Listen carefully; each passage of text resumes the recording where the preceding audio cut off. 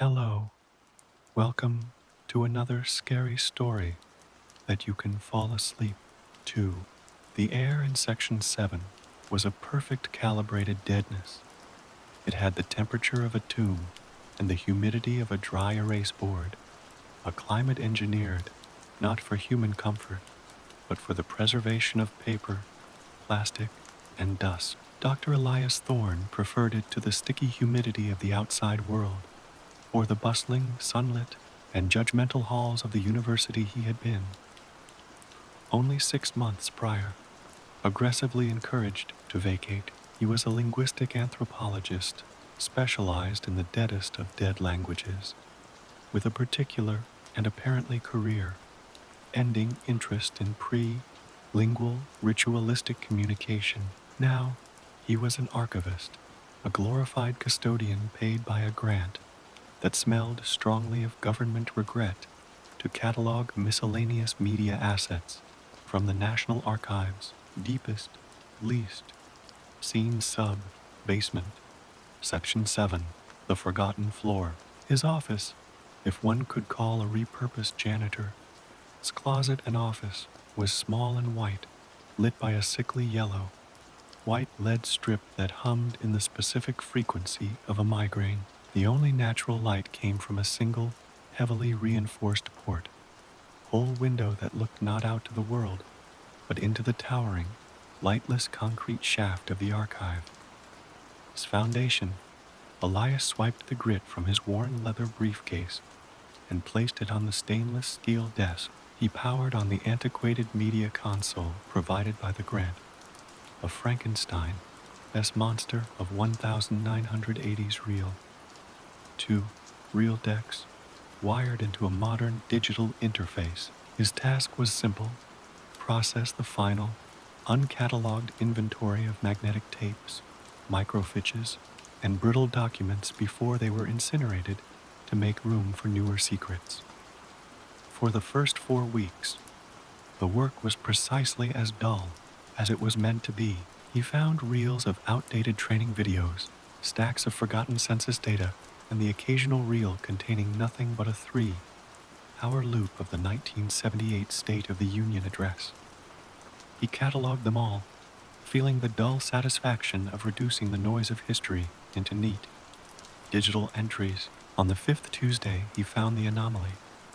It was tucked away on the lowest shelf of a rolling cart, labeled only with a fading piece of masking tape that read, in neat cursive, V-1983, Alpha. It was a reel of tape, but wrong.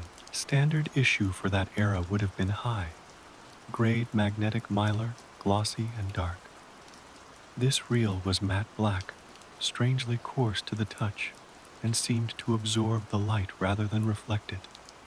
When he hefted it, it felt heavier than it should have, a dense, inert mass. Elias pulled a pair of nitrile gloves onto his hands. Professionalism, even in the archives of the forgotten, demanded proper procedure. He placed the reel on the inspection table and used a small, handheld flux detector, the kind used to check for data corruption on magnetic media. The detector remained stubbornly silent. He ran the flux detector over the tape again, slowly, systematically. No reading. Zero magnetic presence. It was, by all technical accounts, a reel of non-magnetic, inert black plastic. A genuine curiosity, long dormant in Elias, flickered to life. Why was this reel categorized as a media asset if it contained no data? Was it a bizarre, failed prototype? A prank? He carefully mounted V-1983 Alpha onto the Frankenstein, stack threading the coarse material through the guides. He bypassed the magnetic reading heads and used the purely mechanical optical scanner, preparing to simply spool it and record its length in the inventory log. He pressed play. The reel spun.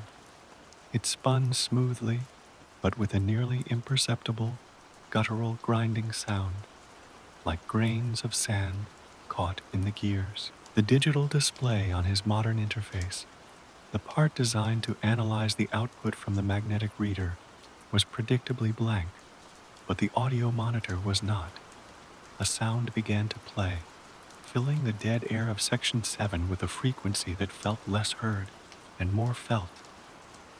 It was a complex, multi-layered static, not the flat, white noise of a radio station between channels, but a rhythmic, patterned, almost architectural noise. It built and released tension in cycles that were clearly not random.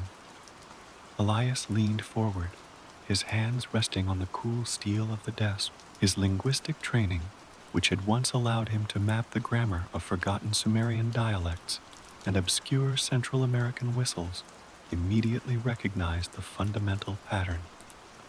This was not random. This was structure.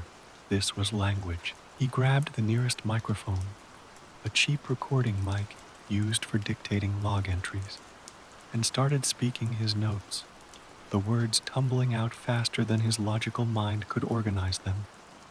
Observation, Tuesday, 9:45. Real V negative 1983. Alpha, non-magnetic, non-reflective media. Output complex patterned static. Auditory analysis suggests rhythmic recursion. Cycle appears to be approximately 3.7 seconds. Not audio. More like data converted to frequency. Sub, vocal, almost bone. Conducted frequency. Causes mild nausea, slight disorientation. He paused, running a hand through his thinning hair. The disorientation was T-mild.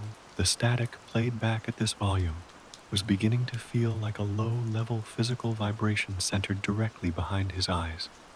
And with the vibration came the vague, creeping sensation of familiarity. He pressed stop, and the silence rushed back, colder and heavier than before. Elias frowned, pulling the reel from the deck. He closed his eyes and tried to place the feeling the static had given him. It wasn't the sound of a place, or a person, or an emotion. It was the feeling of being in a specific, dark, echoing space, the air thick with concrete dust and the scent of ozone. He knew the space. He knew the way the shadows stretched across the floor, but he had never been there.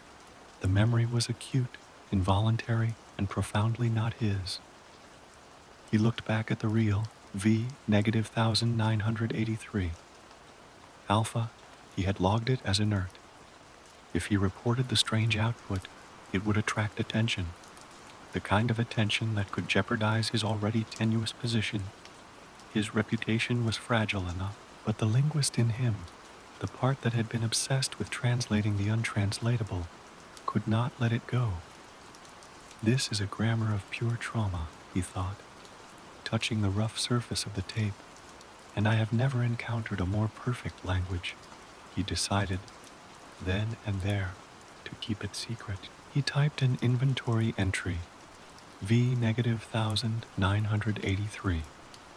Alpha, real, 1,200 feet. Inert. No data recorded.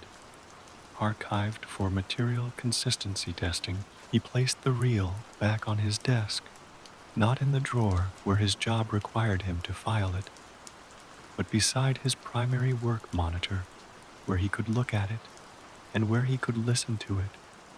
He needed to find out what kind of mind spoke in structured noise, and what forgotten, terrible thing it was trying to communicate. The hum of the lead strip suddenly seemed louder. It seemed to be vibrating at the exact frequency of the tape, S static. Elias shivered, attributing the reaction to the archive, S relentless cold, and began modifying the input sensors on his audio deck, preparing to delve deeper into the memory loop. The first step was to separate the rhythm from the sound. The first step was obsession. The single, humming lead strip above Elias' desk suddenly felt like an active code, conspirator. The archive, once merely a mausoleum for forgotten data, had transformed into a sterile concrete soundstage for his obsession. He locked the heavy steel door to Section 7, ignoring the protestations of the automatic latch, and pulled out his old soldering iron. His first order of business was to bypass every safety and filtering mechanism on the Frankenstein media deck. The government issue machine was designed to smooth out corruption and filter anomalies, rendering the incomprehensible merely silent. Elias needed the raw signal, the pure, unfiltered voice of the impossible tape. He spent the rest of Tuesday night and most of Wednesday morning submerged in technical labor, the kind that reminded him less of his career as an anthropologist and more of his brief, rebellious stint as an unlicensed radio technician in college. He disassembled the magnetic tape head, replacing the delicate sensor coils with a set of piezoelectric transducers lifted from an unused geological survey. His hypothesis was radical. If the data wasn't T-magnetic, perhaps it was physical, vibrations or pressure stored on the tape's unique, gritty surface. By noon on Wednesday, the modified deck was ready. A nest of haphazard wiring ran from the tape output directly into his high-end digital signal analyzer, bypassing the deck's internal amplifier entirely. He donned a pair of professional noise-canceling headphones, placing them over his ears not to protect his hearing, but to isolate it. He pressed play. The sound that coursed through the headphones was far worse than the air-filled static from before. It was a dense, pressurized wave that seemed to drill into his temporal lobe. The noise was indeed static, but structured with the complexity of a fugue. It wasn't T-flat. It moved in spiraling, three-dimensional patterns. Elias focused on the spectral analysis screen. The noise wasn't T-broadband. It occupied a narrow, specific slice of the inaudible spectrum, punctuated by rhythmic, low-frequency pressure waves. He isolated one of the 3.7-second cycles he had noticed before and began to break it down mathematically. The static wasn't T-random. It was recursive. Each structural element contained a compressed, smaller version of the entire cycle, like a sonic fractal. It was a structure based not on phonemes or syntax, but on the spatial relationship between sonic elements. It was sound that described geometry. He started mapping it in linguistic terms, assigning variables to the geometric relationships. A, the bass pulse, a low, continuous thrumming like a colossal heart beating in a deep cavern. This felt like the setting. B, the spiral, a rising and falling high, frequency whine that seemed to describe an impossible, endless curve. This felt like the movement. C, the fracture, the periodic, sudden snap of pure silence cutting across the sound, lasting only milliseconds. This felt like the event, as he listened for the fifth hour, tracking the patterns. The disorientation returned with punishing force. The memories began. They were not clear, narrative recollections. They were pure, sensory data injected directly into his consciousness. First, it was the overwhelming smell of damp earth and ozone, followed immediately by the vivid, paralyzing fear of heights. He just remember being afraid of heights. He was an anonymous, terrified mind, looking down from a high, unstable place. He could feel the cold, rough stone beneath palms that weren't his. He could taste the dry air and hear a distant, frantic shout. He ripped the headphones off, gasping, his heart hammered against his ribs. The fear was so immediate and real that he had to physically remind himself he was sitting in Section 7, 3 floors beneath the surface. safe among stacks of forgotten tax documents. He waited, breathing shallowly, until the echo of the alien terror subsided. Elias knew, intellectually, that he was experiencing some form of auditory hallucination or deep psychological suggestion. But the linguist in him knew the truth was much more elegant and much more terrifying. The signal was using the brain's own mechanisms for memory encoding. It wasn't he describing a scene, it was replicating the neural structure of an experience. The static was a living record of a moment of absolute, unspeakable distress. It is not a recording of human language, he scribbled furiously into his notebook, his hand trembling. It is a record of consciousness compressed into pure noise. This is what trauma sounds like when it is filed away. He could top the novelty had passed. This was now a primal necessity. He had to know whose memory he was inhabiting, whose terror he was currently filing. He placed the headphones back on. This time, the sound shifted. The rhythmic spiral, B, intensified, and the feeling was one of profound isolation. He felt the chill of metal on bare skin, the suffocating weight of silence, and a profound, agonizing loneliness. There was no pain, no fear, just the absolute, unbridgeable knowledge that there was no one left who knew his name. Elias felt tears prick his eyes, a reaction he had not had since childhood. Yet the grief wasn't his. It belonged to the tape. He tried to correlate the emotional event with the pattern on the screen. The memory of isolation coincided exactly with a brief, complex shift in the sound wave. S phase, a mathematical signature that screamed abandonment. Elias understood he had found the archival equivalent of a living soul. A pure, digitized scream trapped on inert plastic. And the more he listened, the more porous the border between his self and the recorded mind became. He looked at his inventory log, V-1983. Alpha was still listed as inert.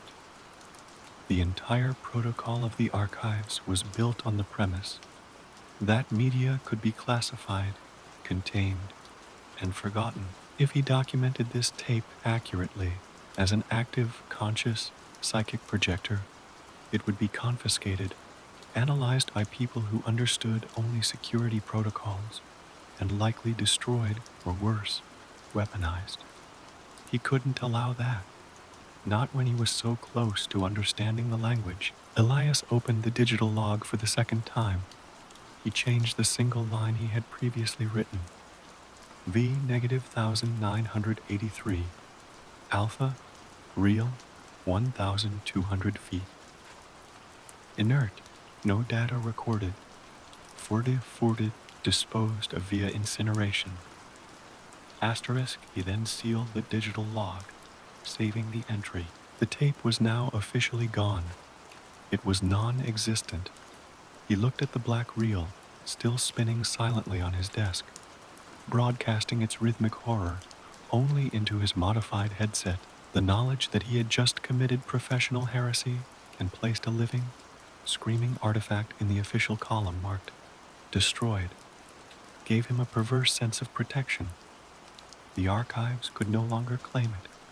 It belonged only to him and to the growing, twisting terror it gifted him. The humming of the room seemed to rise again, almost like a sigh of satisfaction.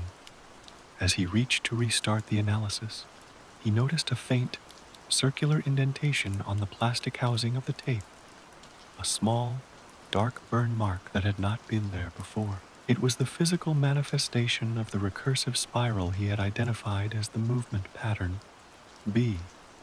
The vessel was changing, and it was listening back. 3 days blurred into a single, lightless subterranean stretch, marked only by the consumption of lukewarm instant coffee and the subtle escalation of the patterned static. Elias had ceased interacting with the world above Section 7. He disconnected his archive console from the main network, ensuring his activities remained isolated, a private heresy unfolding in the bureaucratic silence.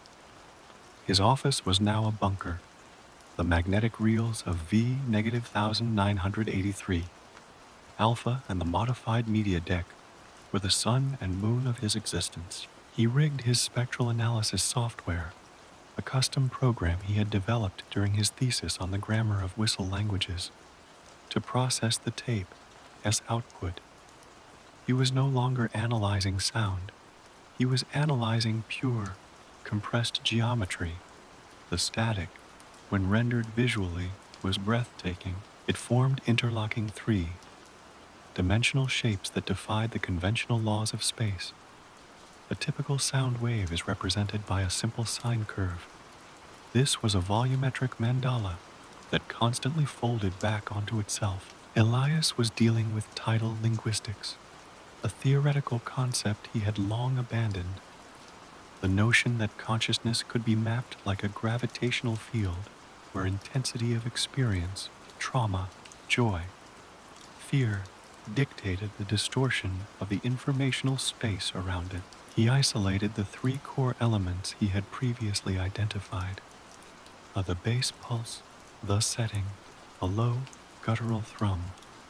When mapped, it wasn't a steady beat, but a continuous, diminishing echo. Elias realized it represented a closed concrete space, a vast cylindrical enclosure that tapered into an impossible, distant point. It was the sound of infinity being contained. B, the spiral, the movement, the high frequency whine. This was the most terrifying element. It translated visually into a pathway that always curved inward, yet somehow progressed forward. It was a non-Euclidean hallway, a path that violated the very structure of the building Elias was in. Following the curve always led back to the point of entry, yet the geometry itself changed on every loop. This was the recursive signal. See the fracture, the event, the microsecond of absolute silence.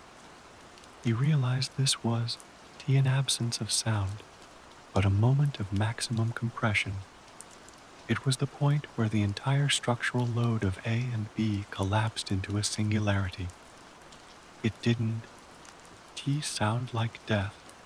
It sounded like being filed. It's not transmitting data sequentially, Elias muttered to the empty room, rubbing the dull ache between his eyes. It is transmitting state. The entire grammar is designed to force the listener's mind to inhabit this non-Euclidean space. He was listening to a living, mathematical description of profound, inescapable despair.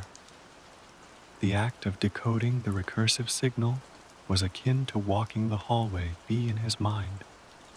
The more he charted the folds and impossibilities of the sound structure, the more vivid his previous involuntary memories became. He didn't just remember the fear of heights. He now saw a splinter of the wooden railing, felt the sharp, freezing wind, and recognized the faint, metallic scent of blood on the wind. The sensory memories were being delivered with the precision of a neural implant. The static was teaching his brain to process the world through its lens of preserved suffering. The isolation, however, was broken. The deeper he delved, the more intensely he felt that his privacy was an illusion. The feeling was specific. He was being observed through the media. It started subtly.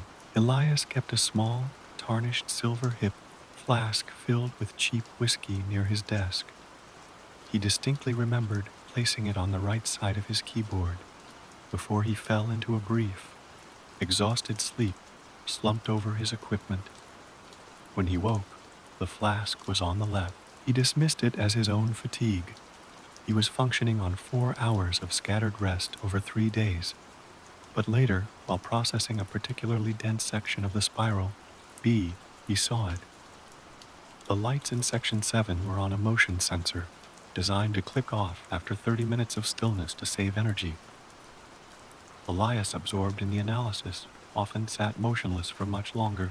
When the lights inevitably snapped off, the archival room was plunged into absolute oppressive darkness, relieved only by the faint green glow of his monitors. He didn't move. He continued listening. After a minute in the dark, the lights, which should have stayed off until he stood up or waved his arms, snapped back on. Elias froze, his heart hammering the recursive rhythm of the static in his chest. He stood up, slowly. He was entirely alone.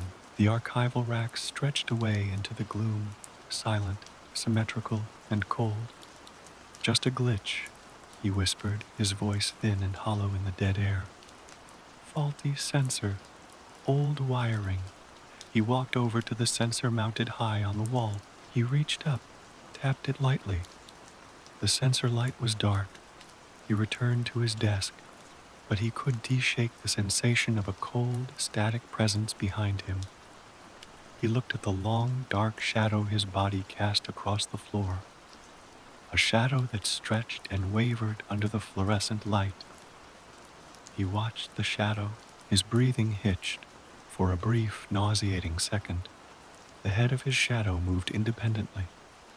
It didn't turn, but the geometry of the head shape flattened and elongated, becoming impossibly wide, like the shadow of a two-dimensional object forced into 3 dimensions. It was the visual equivalent of the spiral B he had just been mapping.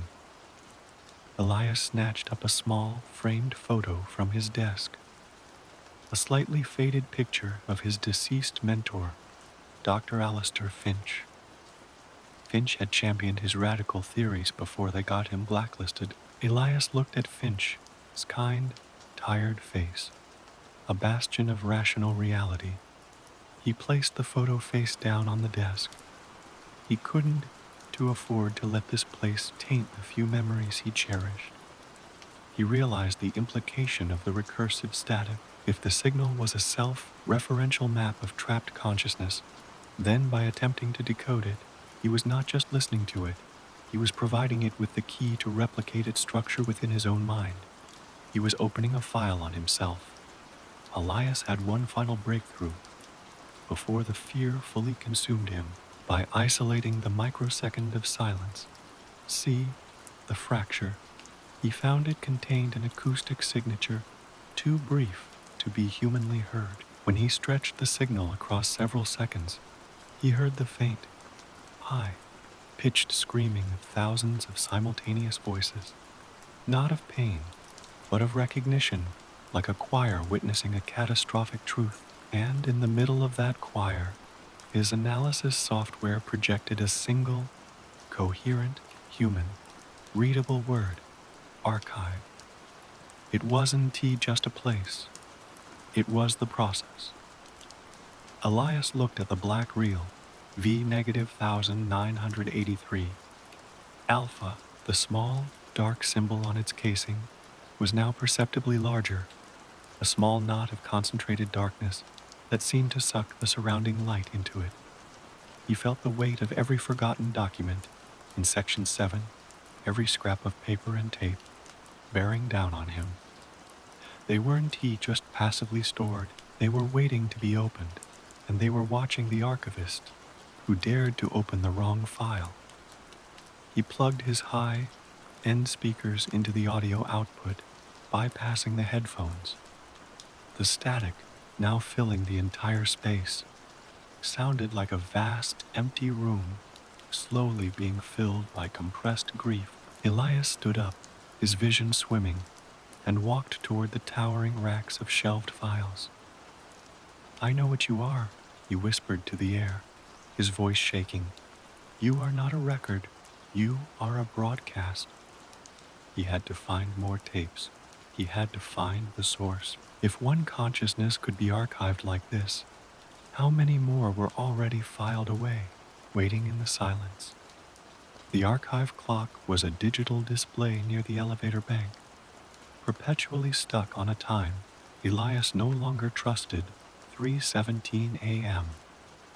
He hadn't left Section 7 in 4 days. The coffee had run out, and the cheap whiskey in his flask was finished. He subsisted on protein bars pulled from the emergency supply kit, and the sheer, manic energy of discovery, the constant low frequency thrum of V-983. Alpha had settled into his auditory system, creating a permanent drone in the silence of the archives. It was the ambient noise of his new reality.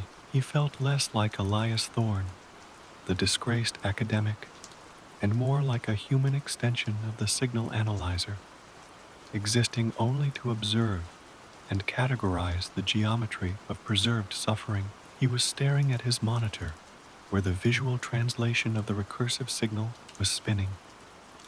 A mesmerizing, impossible lattice of sound made visible. When he noticed the gap on the corner of his desk, tucked beside the tangle of modified cabling, had been a small, tarnished silver frame. It held the last photograph taken of Dr. Alistair Finch, alias S. late mentor, taken just months before his death. Finch had been smiling, standing in the sunlit university quad, a defiant splash of warmth and reason in Elias's increasingly cold life. Elias had consciously placed it face down in Chapter 3, attempting to protect the memory. Now, the frame was gone. Elias blinked, his blood turning instantly cold. He scanned the small, cramped office, desk, floor, shelving, all bathed in the sickly green light of the monitors. The frame was nowhere.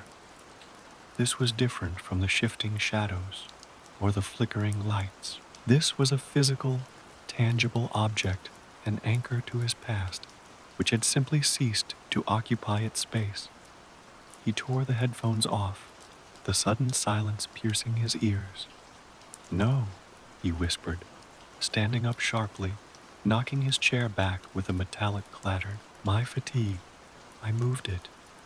He didn't move it, he remembered vividly, turning it over to protect it from the creeping visual distortions he suspected were manifesting.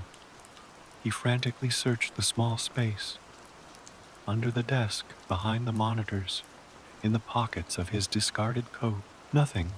Dr. Alistair Finch was gone.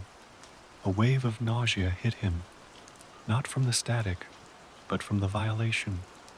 The tapes were not just stealing his mind, they were reaching into his physical reality and erasing the pieces that didn't fit their sterile, archival design. He sank back into his chair, breathing deeply, attempting to enforce rational thought. The memory is faulty.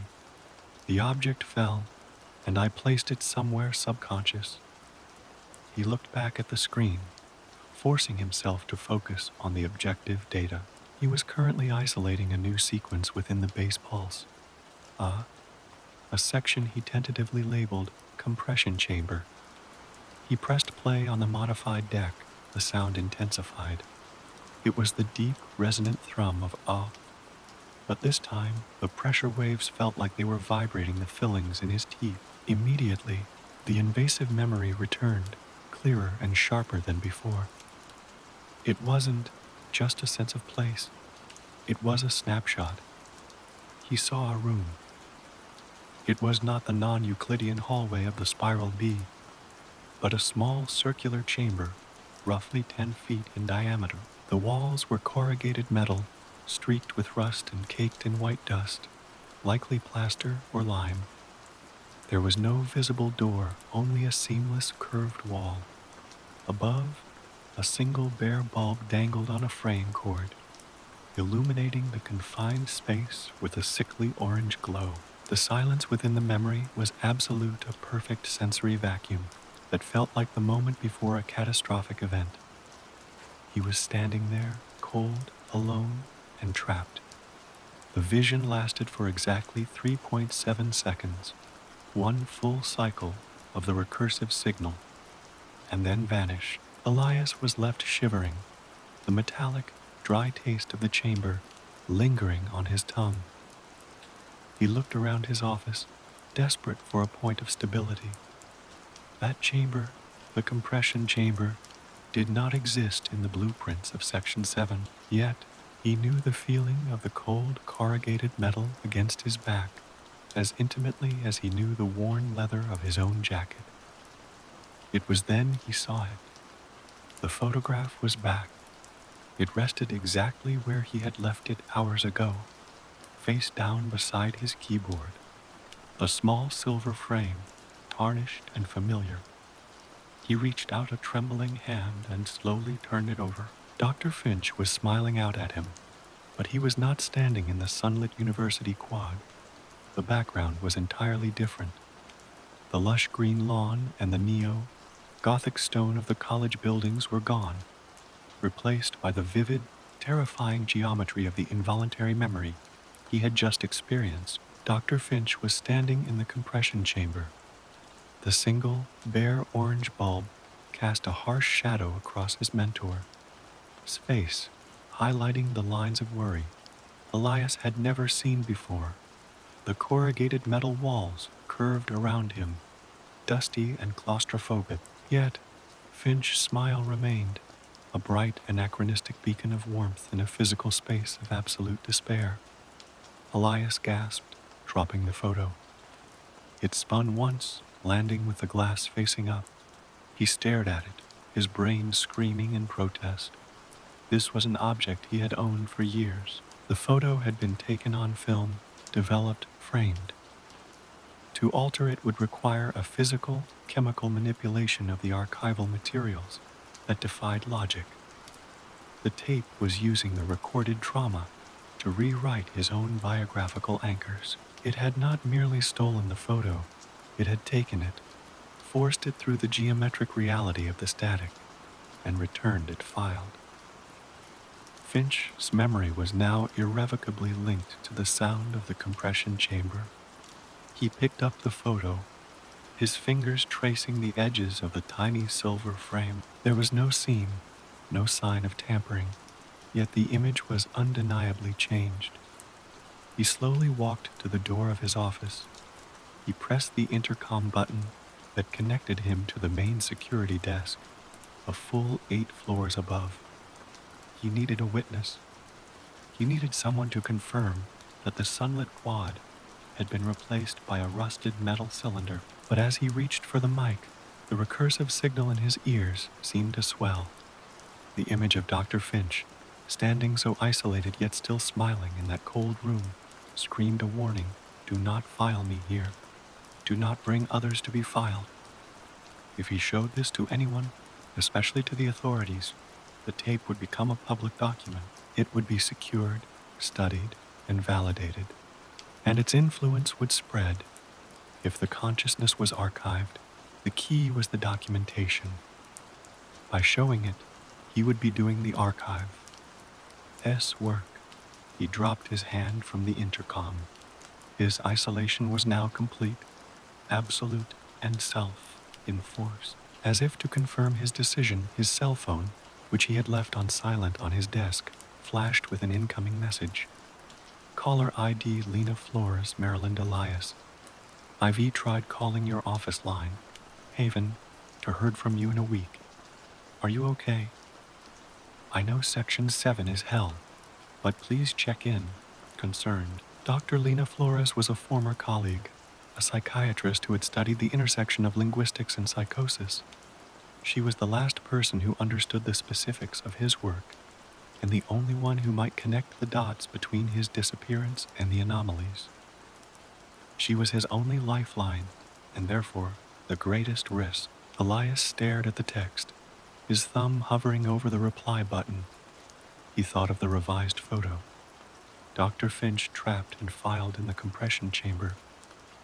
He picked up the silver frame and walked to the tallest stack of archival boxes he could find. He slipped the photo deep inside a box labeled MISC, 1970s tax exemptions, placing it behind decades of dead paper. He then picked up his phone, deleted Lena's text, and powered the device completely off.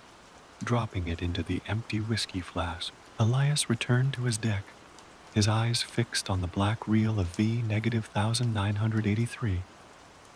Alpha, the reel seemed to glow faintly in the dark room, and the small black symbol on its casing was visibly larger again, now covering a quarter of the reel S side. He was now officially alone with the anomaly. His life, his memory, and his sanity were all that was left to document. The sound was no longer just in the headphones. It was in the room. Elias hadn't meant to use the external speakers again. But after his frantic attempt to erase Lena, text and dispose of the photograph, he had left the audio outputs connected. Now, the low, throbbing bass pulse resonated through the concrete floor, a continuous vibrational bass note that bypassed his ears and struck directly into the center of his chest. He felt like he was perpetually standing on a massive, dormant tuning for 5 full days without leaving Section 7. The oxygen felt thin and recycled, smelling faintly of heated electronics and old paper dust. Elias was operating in a state of hyper arousal, his pupils permanently dilated against the archive. Perpetual gloom. He was charting the recursive signal. B. When the room itself began to display the anomaly, Elias was following a particularly violent shift in the spectral graph, a moment where the inward, curving geometry momentarily snapped into a perfect outward, expanding sphere before collapsing back. As he watched the sphere form on the monitor, he looked down at the industrial, gray tile floor. A pattern was manifesting in the dust. It wasn't a shadow, or an illusion. The fine, gray particulate dust that covered the archives floor, a mixture of shredded paper, fibers, and pulverized stone, had subtly shifted. The grains were arranged into a visible, repeating fractal pattern of tight, inward spirals. It was the two-dimensional signature of movement, B, traced across the floor like a sigil, etched by an invisible, tireless hand. Elias leaned forward, placing his hand flat on the cold tile. The pattern was physical. The dust had been moved.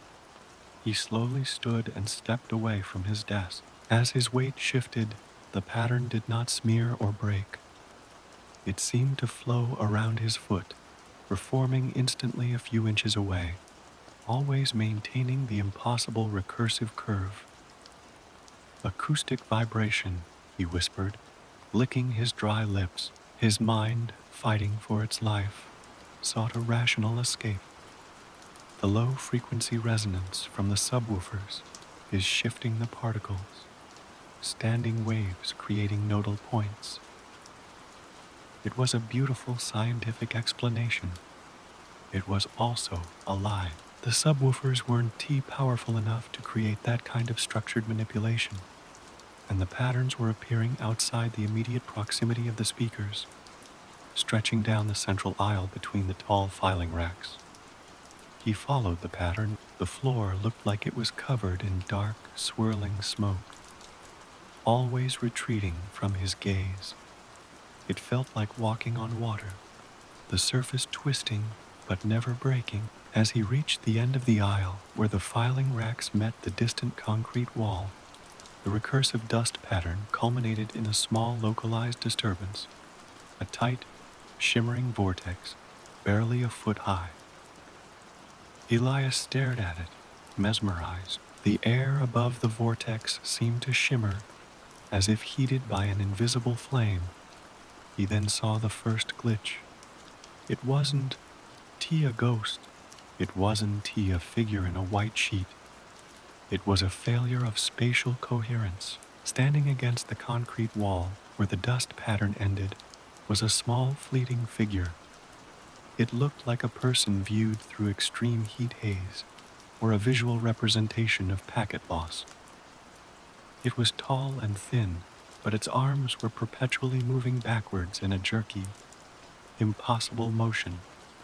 like film run in reverse. The figure had no features, only the approximate geometry of a human form. Yet Elias felt the profound, aching loneliness he had associated with the spiral. B. He blinked. The figure was gone. Hallucination, he said, the word ringing flat and hollow. He grabbed the side of the shelving unit for support. The sheer terror was not from the sight of the figure, but from the sudden, clinical understanding that the tape had successfully wired its impossible geometry directly into his visual cortex. His brain was now processing reality through the lens of V-1983. Alpha. He was seeing the archive, its true inhabitants. He backed away, stumbling toward his desk, forcing his mind back to the logical task at hand, finding the context file. He looked at the black reel, V-1983. Alpha still spinning slowly on the deck. The symbol, the inverted, expanding spiral, was now vast. It covered nearly half the side of the plastic reel. It was no longer a symbol. It was the tape, skin, an organic feature that consumed the original packaging. It's feeding. It's replicating. Elias thought, his mind racing. The archive is the process. The tape is the key. But what led to the tape? He needed the bureaucratic precursor. The documentation that listed the anomaly, categorized it, and ultimately filed it here. He focused on the only coherent word the tape had offered. Archive. The files in Section 7 were organized chronologically, then numerically by accession code. V-1983. Alpha was the target. Elias started pulling every file box tagged V-1983 negative 0001 through V-1983 negative 05. He tore through the brittle paper, searching for anything mentioning a field discovery, a media anomaly, or the name of the project that generated the tape. Hours passed in a frenzy of tearing, sneezing, and sorting. The recursive static pulsed, seeming to guide his hands toward the correct sections. Finally, deep in the V-1983 negative 0200 range, behind a crumbling folder of memos about federal library funding, he found it. The folder was slightly thicker than the others, bound with an old brittle rubber band. The label, typed on a faded manual typewriter, read V-1983. Context Project Ouroboros. Accession Ref Unit D-4. Project Ouroboros, a mythological snake eating its own tail. A symbol of cyclical self, reference, and infinity. It was the perfect name for the source of the recursive signal. B. Elias. His fingers trembled as he snapped the rubber band. He opened the folder. It was empty. No paper, no reports, no acquisition, memos, no names of researchers, not a single scrap of documentation. Filed clean, he thought. The term now feeling like a sentence. The original document had been purged, compressed, and absorbed by the archive itself. But the folder was heavy, too heavy for paper. Elias tipped the file box onto his desk. With a dull, heavy clunk, a single object slid out onto the desk. It was a key. It wasn't a standard archive master key. It was a heavy piece of brass, intricately machined, with a complex, almost decorative bit. It looked like a key to a safe, or perhaps a mechanical lockbox. Engraved deeply into the brass head of the key was the exact same symbol, now expanding across the reel of Va-1983. Alpha, the inverted, expanding spiral. The key was freezing cold to the touch, and as he picked it up, the fracture seethed, a microsecond of screaming silence. hit his brain with the force of a hammer blow. He clamped his hands over his ears, but the sound was already inside. When the dizzying wave passed, Elias looked down at the key in his hand. The brass was no longer dull. It was polished, slightly wet, and reflected the green light of the monitor, and hanging from the keyring hole was a single, tiny, circular piece of metal. Elias lifted it, examining it closely. It was a small, perfectly preserved metal grommet, the kind used to reinforce the holes in paper documents, and it was exactly the same size and shade as the one that had been punched out of the photograph of Dr. Alistair Finch. The archive had not just filed the documentation, it had created a physical object, a key to unlock its next stage, constructed from the remnants of the very things Elias held dear. He now held the key to Project Ouroboros. Elias looked up at the vast, silent collection of paper surrounding him. He was no longer trying to solve a puzzle. He was following a trail of breadcrumbs laid out by a malicious, non-human intelligence, and he had just picked up the first tool it had provided him. He had to find what this key unlocked. His only clue was the name, Unit D-4. He had to know where D-4 was. The brass key was the anchor, its unexpected weight grounding Elias in a terrifying new reality. It wasn't a hallucination. It was a physical artifact, provided by an entity he was now convinced was the archive itself. The key, stamped with the recursive spiral, felt icy cold in his palm, a direct antithesis to the heated electronics of his modified deck.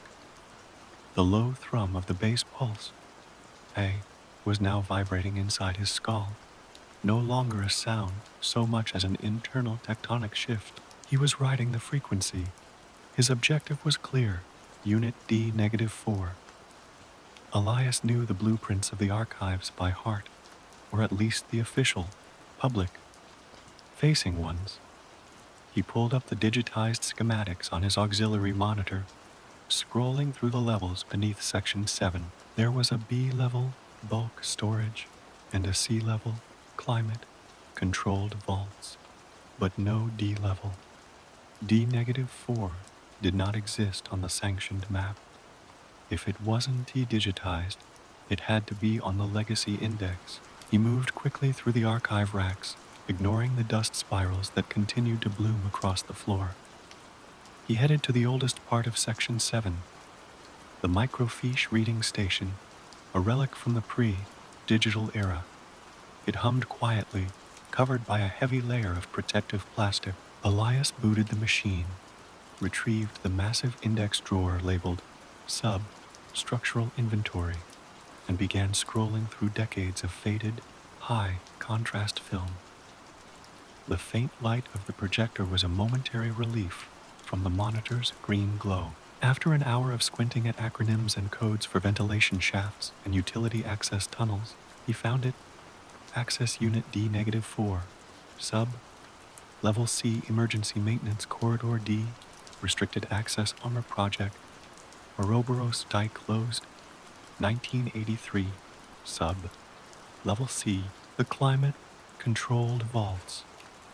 Elias had only ever accessed the perimeter.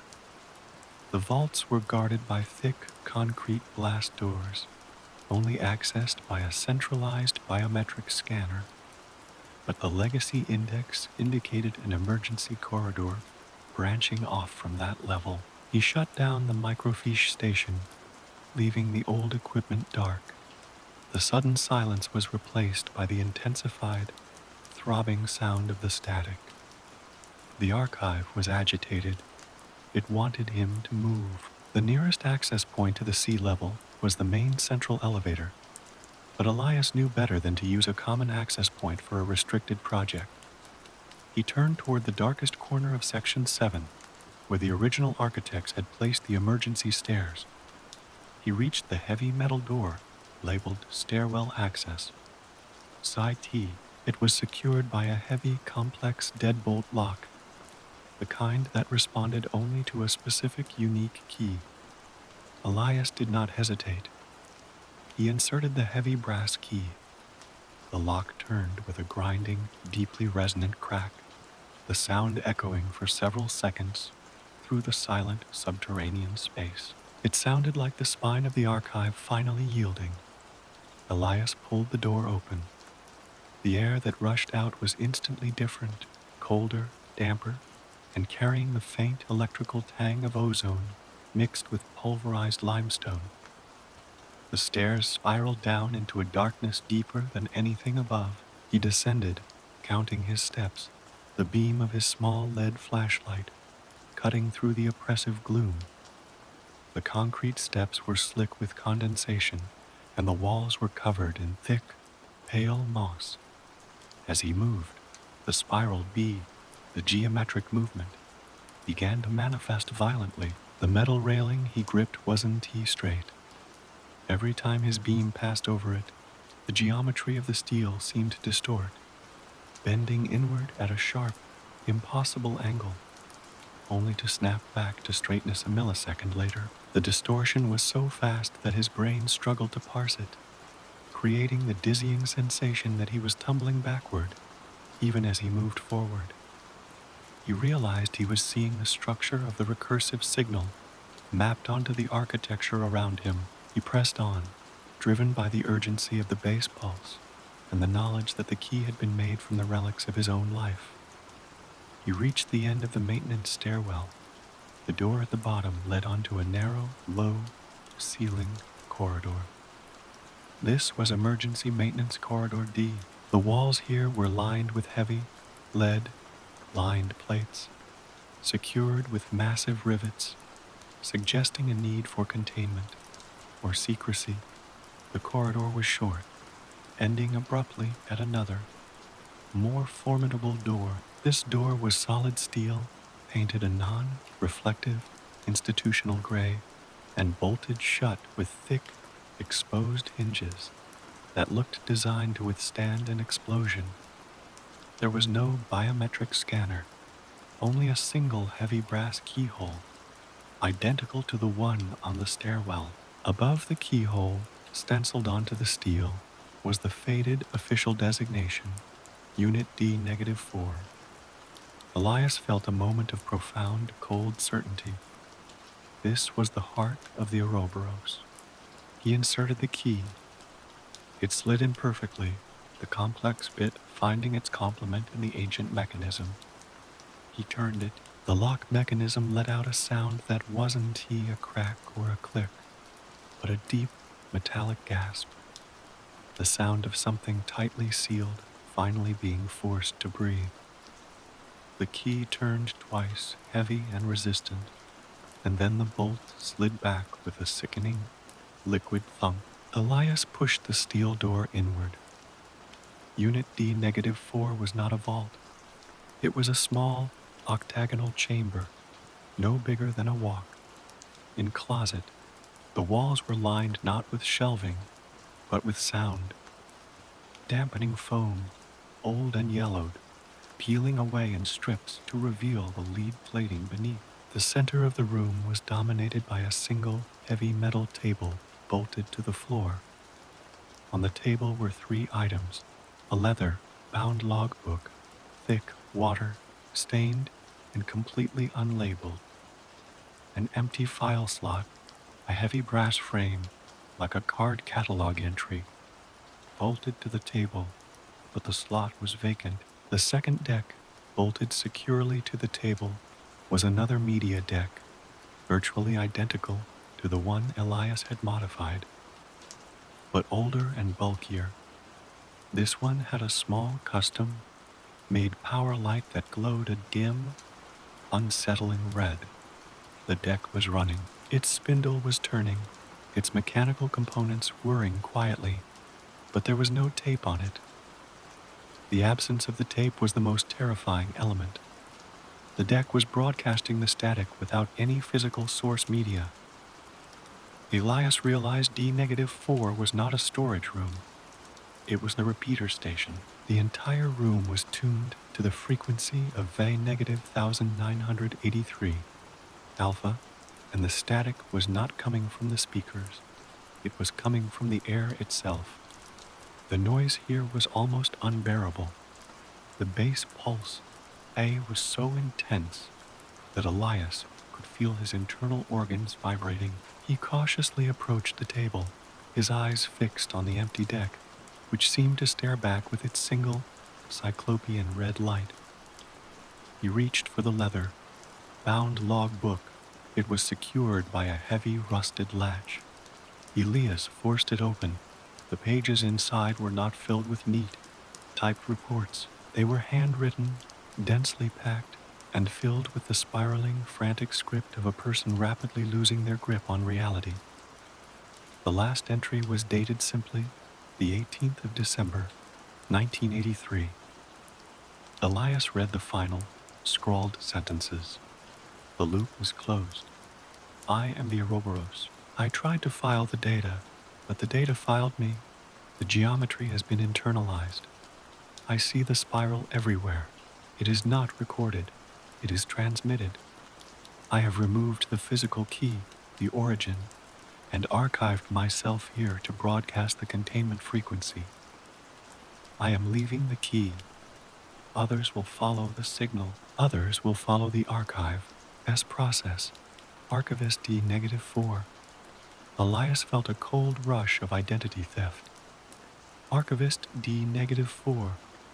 The man who wrote this had been in his exact position, chasing the exact geometry, driven by the exact same need for documentation, and he had chosen to become a part of the containment mechanism, sacrificing his reality to trap the signal in this room. He looked at the empty file slot. The small brass plate was clearly designed to hold a standard accession card. Elias reached into his pocket and pulled out the accession card for the original tape. V-1983, Alpha. He slid the card into the empty slot. As the card clicked into place, the entire room went silent. The high, pitched whine of the recursive signal, V, vanished. The deep vibration of the bass pulse, ceased, and the red light on the running media deck snapped off. Absolute silence, a perfect, agonizing vacuum of sound. Elias realized with sickening clarity that the accession card had not provided the documentation. It had provided the catalyst. By placing the only remaining trace of the original tape into the repeater station, he had just linked his own consciousness and the archive's process to the source.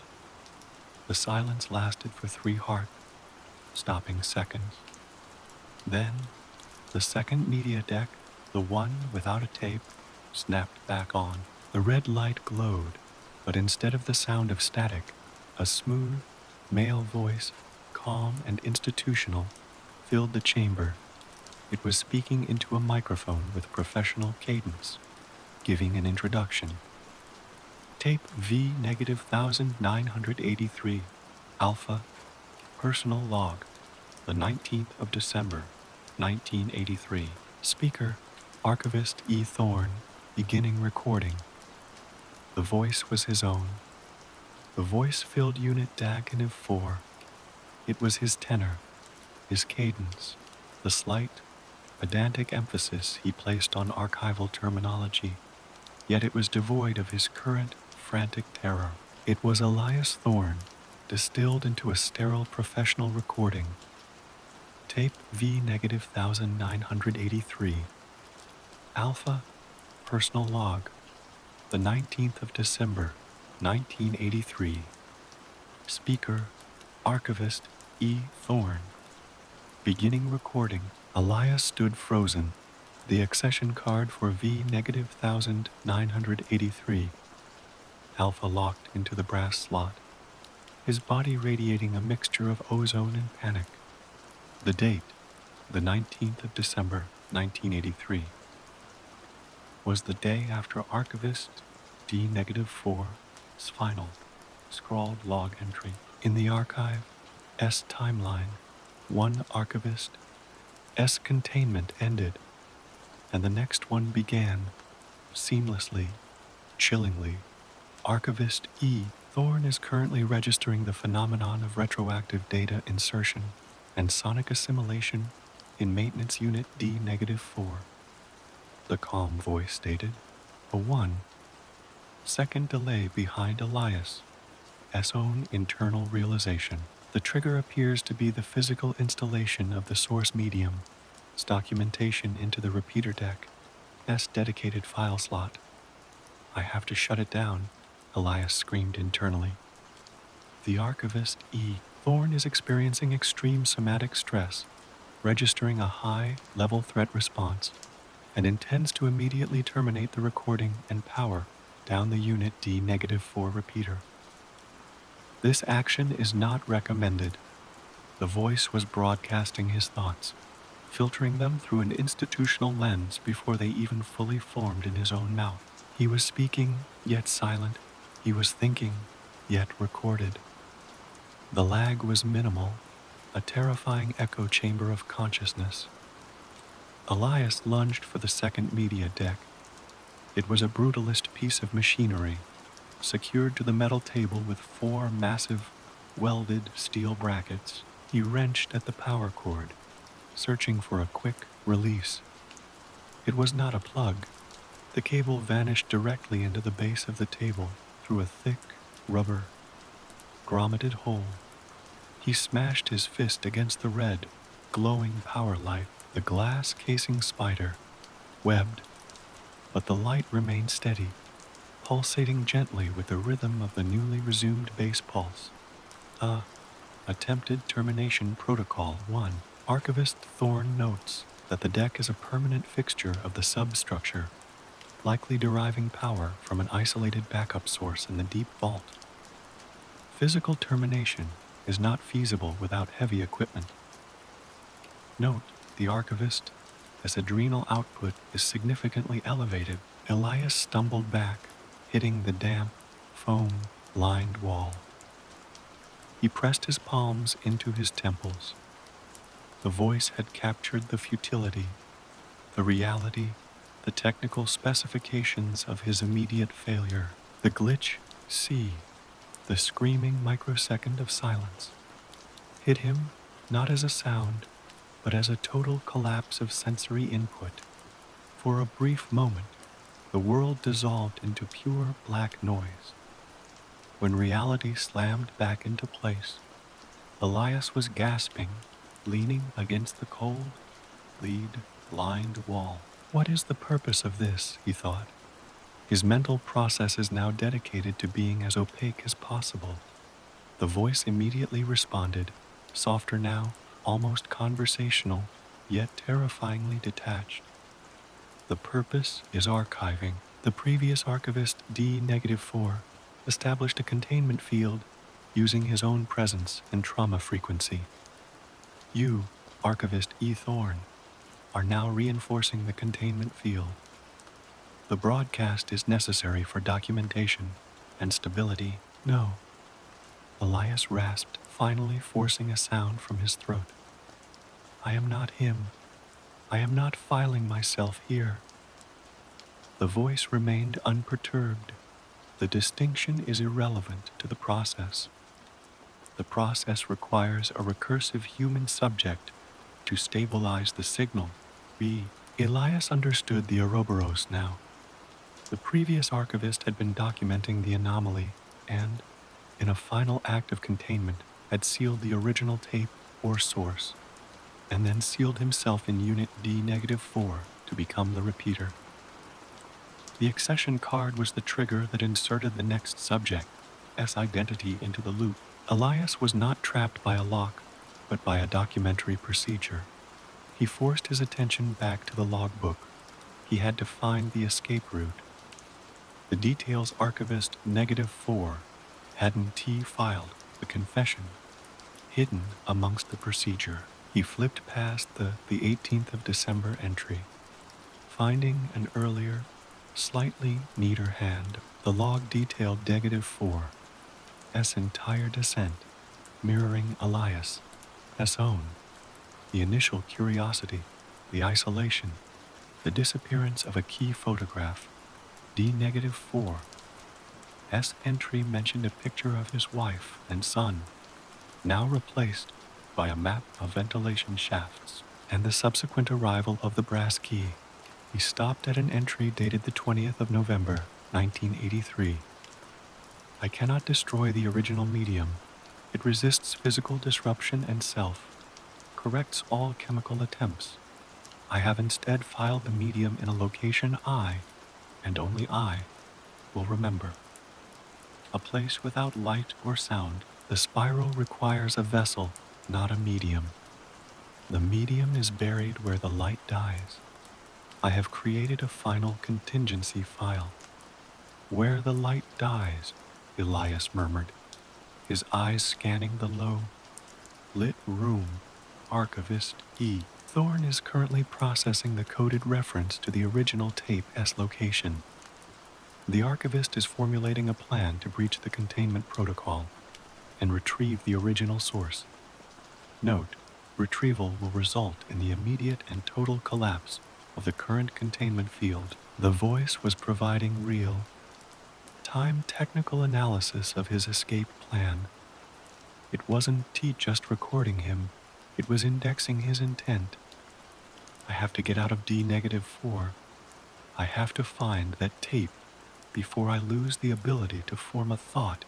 The archive hasn't he already scheduled for broadcast. He realized he could not defeat the archive by fighting it. He had to surprise it. He had to think of something illogical, something that could be indexed. He looked around the room, focusing on the peeling sound, dampening foam. He picked up a strip and began to tear it, stuffing it into his pocket. An act of petty, useless vandalism. The voice hesitated for a full 3 seconds, registering the anomaly. Archivist Thorne is engaging in non-essential, destructive physical activity, initiating recalibration of subject stability metrics. That was it. Illogical action created a delay. The archive was built on logic, procedure, and filing systems. He could exploit the filing process itself. Elias grabbed the empty, water-stained leather logbook and shoved it deep inside his jacket. Archivist Thorne has stolen the logbook. This is a violation of Accession Protocol 4A. Returning the logbook is mandatory for containment field stability. The voice was becoming strident, worried. He ignored it. He was now operating on pure impulse and the chaotic insight gleaned from Archivist D-4's desperate last act, where the light dies. This could not be a physical location in the maintenance corridor. Everything here had some emergency light source. D-4 was an archivist. He thought in terms of media. Where does the light die in the archive? The microfiche station, the film. Light is shined through it to be read. If a single sheet of film were placed somewhere, it received no light. It would be an unreadable, dead document. He knew exactly where he had left the microfiche index drawers. Back in Section 7, he yanked the accession card for V-1983, Alpha out of the brass slot. The red light on the deck immediately went out. The voice stopped mid-sentence. For containment field stability, reinsert the document immediately. The base pulse died. The silence returned, heavy and total. The containment field was collapsing. Elias turned and scrambled for the steel door. He didn't lock it. He just shoved the brass key into his pocket, alongside the stolen logbook. He sprinted back up the maintenance stairs, the cold, damp air replaced by the dry, paper-scented environment of Section 7. He burst into his small office. The dust spirals on the floor were spinning wildly now, disintegrating, the archive itself convulsing in response to his transgression. Elias reached the microfiche station and threw open the heavy drawer labeled Substructural Inventory. He ran his fingers along the small indexed cards, looking for a designation that contained a double negative, an anti-file. He found it under the V section, V negative 1983. Omega.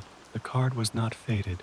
It was bright white, inserted recently with a neat, typed entry V negative 1983. Omega. Final contingency. Archivist D negative 4. C. V negative 1983. Alpha. Location. Archives. C. Level north wall. Primary ventilation shaft.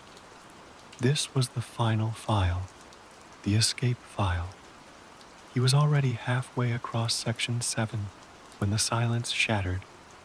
The sound came not from the speakers, nor the tape deck, but from the open door of his office, amplified by the echoing hallway.